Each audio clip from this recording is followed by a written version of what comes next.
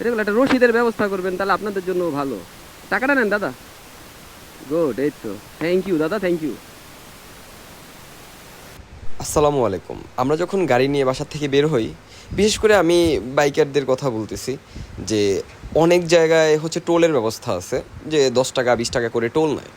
তো বড় বড় যেই জায়গাগুলা এক্সপ্রেসওয়ে, ইভেন বড় বড় ব্রিজগুলা, সেই জায়গাগুলাতে টোল নেয় তারা। অবশ্যই কম্পিউটারে হচ্ছে তারা রসিদ কেটে তারপর দিয়ে দেয়, এটা একটা ফ্যাক্ট। এছাড়াও কিছু কিছু জায়গা আছে যেখানে হচ্ছে ন্যাচারালি হচ্ছে 10 টাকা করে অথবা 5 টাকা করে বাইকারদের কাছ থেকে টাকা নেয়।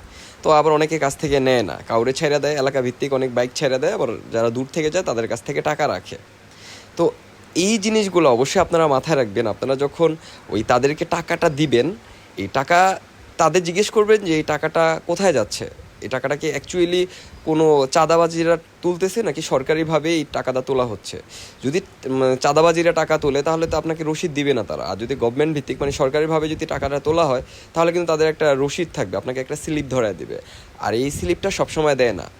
তো এই জিনিসটা আপনি যখন টাকাটা দিবেন, হোক 5 টাকা হোক 10 টাকা, আপনি অবশ্যই তার কাছ থেকে যখন টাকাটা দিবেন, আপনি তার কাছ থেকে এই স্লিপটা চেয়ে নেবেন।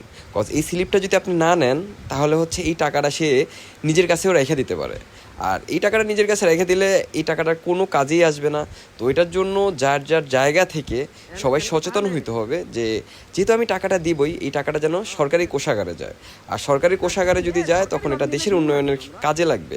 আর আপনি যদি এই রসিদটা অবহেলা করে না নেন, যে টাকা দিয়ে গেলাম বাট রসিদ নিলাম না, তাহলে এই এই টাকাটা হচ্ছে যার যার পকেটে ঢুকবে। এটা যে কোনো দলীয়, অ্যাকচুয়ালি এই জিনিসটা এখানে যে জিনিসটা দেখতেছি, এটা মাদারীপুর ব্রিজে ওঠার সময় এটা আগে দলীয়ভাবে নিত ওই টাকাটা।